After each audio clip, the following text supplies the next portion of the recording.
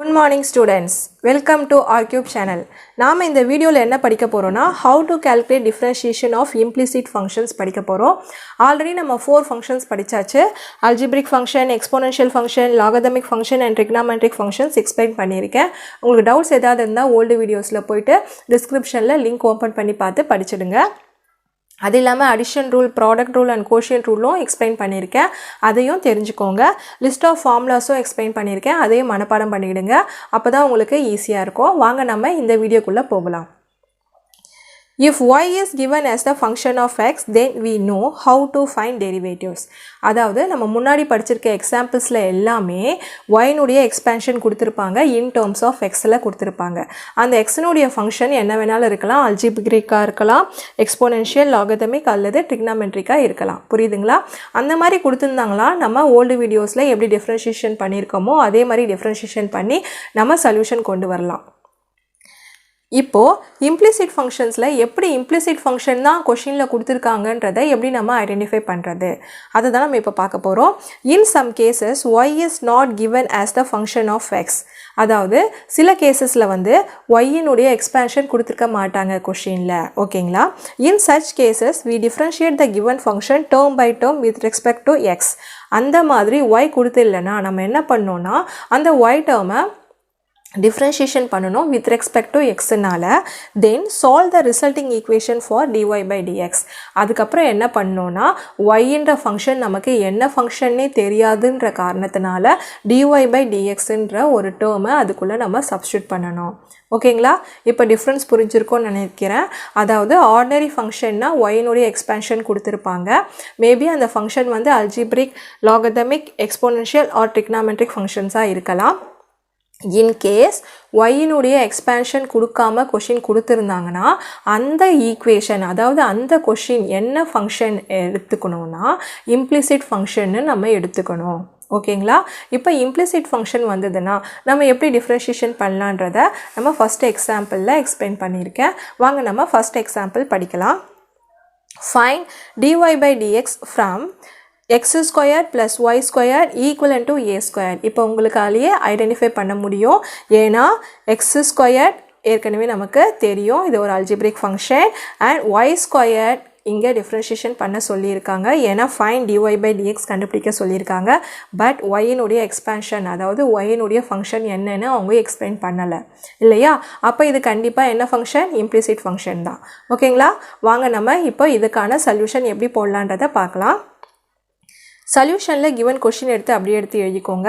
Next நம்ம என்ன பண்ண போறோம்னா differentiating with respect to x ஆல பண்ண போறோம். ஒவ்வொரு டேர்மையும் தனித்தனியா டிஃபரன்ஷியேஷன் பண்ண போறோம். ஆல்ரெடி உங்களுக்கு x ஸ்கொயர்ட் இந்த டேர்மை பார்த்தவனே என்ன ஃபார்முலா உங்களுக்கு ஞாபகம் வரணும்? x பவர் n ஃபார்முலா ஞாபகம் வரணும் இல்லையா? அப்ப அதுக்கான ரிசல்ட் என்ன? n * x பவர் n - 1 இல்லையா? n க்கு பதிலா 2 சப்ஸ்டிட்யூட் பண்ணிக்கலாம். ஏன்னா இங்க x ஸ்கொயர்ட்ன்றதுனால 2 ன்ற வேல்யூ n இடத்துல இருக்கு. அதனால 2 சப்ஸ்டிட்யூட் பண்ணீங்கனா 2 into x power 2 minus 1. We get the answer of 2 அப்படியே எடுத்து எழுதிருங்க. x power 2 minus 1 we get the answer 1. Am I correct? இப்போ 2x power 1 2x ன்னு எழுதலாம் இல்லையா? அதனால டைரக்ட்டா அப்படியே எடுத்து நான் எழுதிருக்கேன். ஓகேங்களா? plus y squared same concept இல்லையா? y power n ன்னு எடுத்தீங்கன்னா என்ன ஃபார்முலா வரும்? n into y power n minus 1 வரும். நீங்க சிம்பிளிஃபை பண்ணீங்கன்னா இங்க என்ன ஆன்சர் வரும்? 2y வரும் இல்லையா? அதை எடுத்து நான் டைரக்ட்டா எடுத்து எழுதியிருக்கேன். பட் y னுடைய ஃபங்க்ஷன் என்னன்னு நமக்கு தெரியாது. அதனால நான் ஒரே ஒரு இன்சர்ஷன் மட்டும் பண்ணனும். என்னது அது? dy by dx. அதாவது y ஐ டிஃபரன்ஷியேஷன் பண்றோம் with respect to x னால. ஓகேங்களா?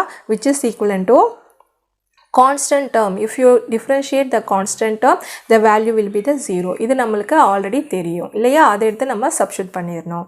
இப்போ நமக்கு என்ன டேர்ம் தெரியாது? dy by dx தானே தெரியாது. அதை தானே கண்டுபிடிக்க சொல்லியிருக்காங்க.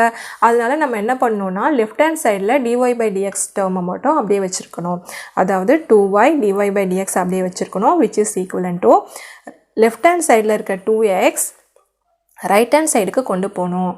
கொண்டு போனீங்கன்னா ப்ளஸ் டேர்மாக இருக்கிறது என்ன டேர்மாக கன்வெர்ட் ஆகும்? மைனஸ் டேர்மாக கன்வெர்ட் ஆகும். ஓகேங்களா? நெக்ஸ்ட்டு dy by dx தான் நமக்கு தேவை. அதை தான் இங்கே எடுத்து எழுதியிருக்கோம்.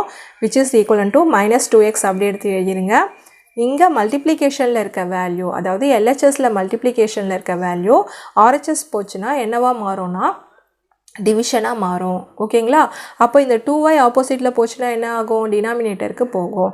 அப்போ 2 இஸ் த காமன் வேல்யூ. அதுக்கப்புறம் கேன்சல் பண்ணிடுறீங்க. அப்போ ரிமைனிங் வேல்யூ என்ன கிடைக்கும்? -x/y கிடைக்கும். அதை எடுத்து இங்கே எழுதிடுங்க. இது தாங்க சொல்யூஷன். புரியுதுங்களா ஸ்டூடெண்ட்ஸ்? இப்போது இம்ப்ளிசிட் ஃபங்க்ஷனாக இருந்ததுன்னா எப்படி டிஃப்ரென்ஷியேஷன் பண்ணுன்றதை ஃபஸ்ட் எக்ஸாம்பிளில் ரொம்ப ஈஸியான எக்ஸாம்பிளாக எடுத்து உங்களுக்கு எக்ஸ்பிளைன் பண்ணியிருக்கேன். இப்போது நம்ம செகண்ட் எக்ஸாம்பிளுக்கு போகலாம். ஸ்டூடெண்ட்ஸ், நான் செகண்ட் எக்ஸாம்பிளில் என்ன கொஸ்டின் எடுத்திருக்கேன்னா, find dy/dx if xy plus 2 of x plus y equal to 0ன்ற கொஸ்டின் எடுத்திருக்கேன். இந்த கொஸ்டினை பார்த்தோன்னே உங்களால் ஐடென்டிஃபை பண்ண முடியும் இது வந்து இம்ப்ளிசிட் ஃபங்க்ஷன்னு. ஏன்னா ஒய்னுடைய எக்ஸ்பேன்ஷன் எதுவுமே இந்த கொஸ்டினில் எக்ஸ்பிளைன் பண்ணி இல்லை இல்லையா? என்ன கொஸ்டின் கேட்டிருக்காங்க? dy/dx கண்டுபிடிக்க சொல்லியிருக்காங்க. வாங்க நம்ம எப்படி சொல்யூஷன் போடலான்றதை பார்க்கலாம். சொல்யூஷனில் கிவன் கொஸ்டின் எடுத்து அப்படியே எழுதிருங்க. நெக்ஸ்ட் சிம்பிளிஃபை பண்ணுங்கள், அதாவது எக்ஸ்பேண்ட் பண்ணுங்கள். xy plus 2 into x 2x plus 2 into y 2y which is equivalent to 0. இப்போ நம்ம என்ன பண்ண போகிறோம்? ஆஸ் யூஷுவல் மெத்தட் டிஃப்ரென்ஷியேஷன் பண்ண போகிறோம் இல்லையா? டிஃப்ரென்ஷியேட்டிங் வித் ரெஸ்பெக்ட் டு எக்ஸ்னால டிஃப்ரென்ஷியேஷன் பண்ண போகிறோம். we get the answer. இப்போ சப்ஸ்டியூட் பண்ண போகிறோம்.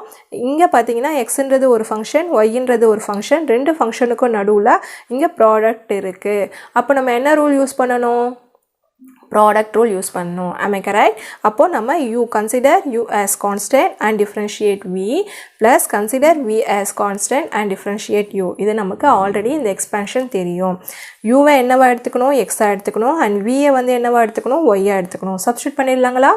x into d/dx of y plus y into d/dx of x. Okay, plus இந்த 2 எடுத்து அப்படியே எடுத்து எழுதிருங்க. நெக்ஸ்ட் என்ன பண்ணணும்? எக்ஸை டிஃப்ரென்ஷியேஷன் பண்ணணும். d/dx of x ப்ளஸ் என்ன பண்ணணும்? 2ன்ற டேர்மை அப்படியே எடுத்து எழுதிக்கணும்.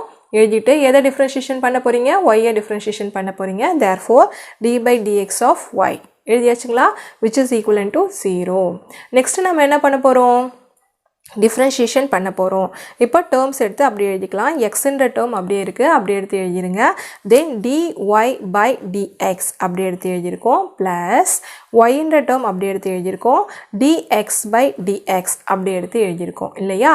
Plus 2 of dx/dx plus 2 of dy/dx which is equivalent to 0. ஓகேங்களா? இப்போ நம்ம நெக்ஸ்ட் டேர்முக்கு சிம்பிளிஃபை பண்ண போகிறோம். அதாவது டிஃப்ரென்ஷியேஷன் பண்ணி சிம்பிளிஃபை பண்ண போகிறோம். எக்ஸ்ன்ற டேர்ம் அப்படி எடுத்து எழுதிருங்க. ஒய்யை டிஃப்ரென்ஷியேஷன் பண்ண தெரியாது, ஏன்னா ஒய்ன்ற ஃபங்க்ஷன் என்னன்னு நமக்கு எக்ஸ்பிளைன் பண்ணலை. அதனால் அந்த டேர்ம் எடுத்து அப்படியே எழுதிருங்க. ப்ளஸ் ஒய் அப்படியே வச்சுருக்குங்க. d/dxை வந்து நம்ம கேன்சல் பண்ணோன்னா we get the answer of 1. அப்படியே டைரெக்டாக 1ன்னு எழுதலாம். அப்படி இல்லைனா x⁻1ன்ற ஃபார்மேட், பவரில் எதுவுமே இல்லைனா என்ன இருக்குன்னு அர்த்தம்? இங்கே 1 இருக்குன்னு அர்த்தம். therefore x⁻1 அதுக்கான ஃபார்முலா 1 into x⁻1 - 1 இல்லையா? அப்போ 1 into x இங்கே அப்படியே எடுத்து எழுதிருங்க. 1 - 1 0. anything power 0 the value will be the 1. therefore 1 into 1 we get the answer of 1. அதே ஆன்சர் தான் வரும். அப்படியும் நீங்கள் டேரெக்டாகவே சப்ஸ்டியூட் பண்ணலாம். அப்படி இல்லைனா dx/dxஐ கேன்சல் பண்ணி நீங்கள் டேரெக்டாக எழுதலாம். ஓகேங்களா? இப்போ நெக்ஸ்ட் டேர்மில் +2 அப்படியே எடுத்து எழுதிருங்க. dx/dx கேன்சல் ஆயிடுச்சுன்னா வேல்யூ என்ன வரும்னா 1 வரும். Plus 2 of dy/dx which is equivalent to 0 அப்படியே எடுத்து எழுதிருங்க. நெக்ஸ்ட்டு நம்ம என்ன பண்ண போகிறோம்னா சிம்பிளிஃபை பண்ண போகிறோம். x into dy/dx அப்படியே இந்த டேர்ம் எடுத்து வச்சுக்கலாம். Next y into 1 y plus 2 into 1 2 plus 2 of dy/dx which is equivalent to 0. Next term நமக்கு என்னென்ன டேர்ம் தெரியாதோ அந்த டேர்மெல்லாம் லெஃப்ட் ஹேண்ட் சைடு வச்சுக்கணும். அதாவது dy/dx தான் கண்டுபிடிக்க சொல்லியிருக்காங்க. ஒயில் என்ன ஃபங்க்ஷன்றது நமக்கு தெரியாது. அதனால x dy/dx அப்படியே வச்சுக்கோங்க. லைக் டேர்ம்ஸ் ப்ளஸ் லைக் டேர்ம்ஸ்னால் ஒரே மாதிரி இருக்க டேர்மை எடுத்து தனியாக எழுதுகிறோம்.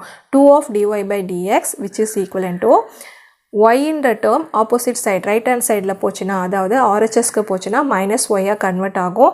+2 ஆர்ஹெச்எஸில் போச்சுன்னா -2 கன்வெர்ட் ஆகும். அதை எடுத்து அப்படியே எழுதிக்கலாம். ஓகேங்களா? இப்போ இந்த ரெண்டு டேர்ம்லேயுமே dy/dx காமனாக இருக்குது இல்லையா? அப்போது அந்த dy/dxஐ மட்டும் வெளில எடுத்துடுறோம். அப்போ இங்கே ரிமைனிங் வேல்யூ என்ன இருக்கும்? x இருக்கும். ப்ளஸ் இங்கே ரிமைனிங் வேல்யூ என்ன இருக்கும்? 2 இருக்கும். அதை மட்டும் இங்கே எடுத்து எழுதியிருக்கோம். which is equivalent to -y - 2 புரியுதுங்களா? இப்போ நெக்ஸ்ட் நம்ம என்ன பண்ண போகிறோன்னா ஜஸ்ட்டு சிம்பிளிஃபை பண்ணுறோம். என்ன கொஷின் கேட்டிருக்காங்க? dy/dx தான் நமக்கு தேவை, அதை தான் நம்ம கண்டுபிடிக்கிறோம் இல்லையா? அப்போ அந்த டேர்மை மட்டும் இந்த பக்கம் வச்சுக்கோங்க, LHSல வச்சுக்கோங்க. which is equivalent to -y -2 அப்படி எடுத்து எழுதிருங்க.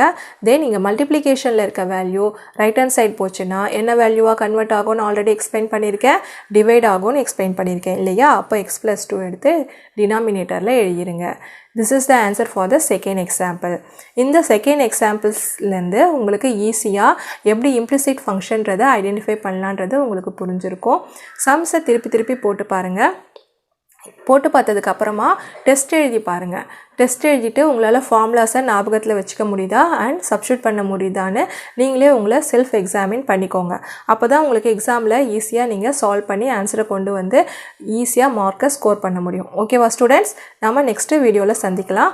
All the best. Thank you for வாட்சிங்.